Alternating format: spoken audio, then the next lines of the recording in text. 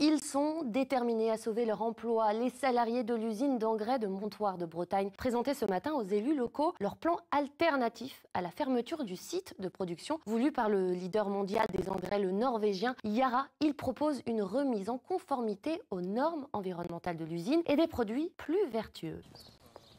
Le rendez-vous est donné en mairie, à quelques kilomètres du site de leur usine. Cette fois-ci, c'est aux élus locaux que les représentants du personnel de Yara dévoilent leur plan alternatif. Des mois qu'ils planchent sur un projet de reprise avec un cabinet d'experts.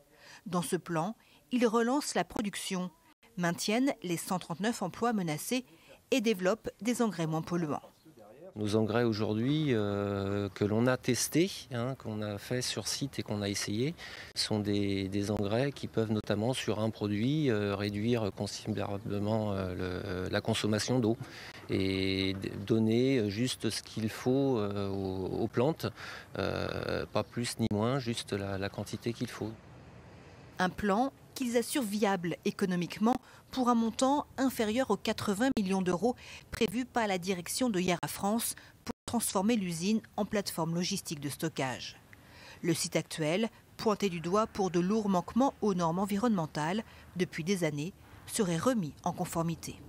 Je vois qu'il y a vraiment eu un travail de fond et sur la forme, la présentation était très intéressante.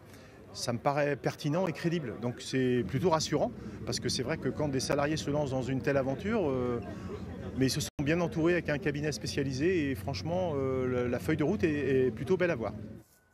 Un plan de poursuite de l'activité industrielle présenté aux plus hautes instances de l'État, sans réponse. Yara veut fermer son site de production de Montoire pour importer des engrais qu'il produira ailleurs.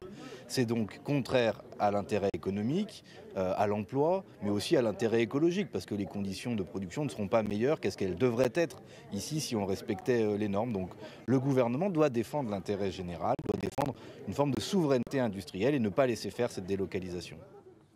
Yara France doit se prononcer sur ce plan alternatif le 27 mars prochain.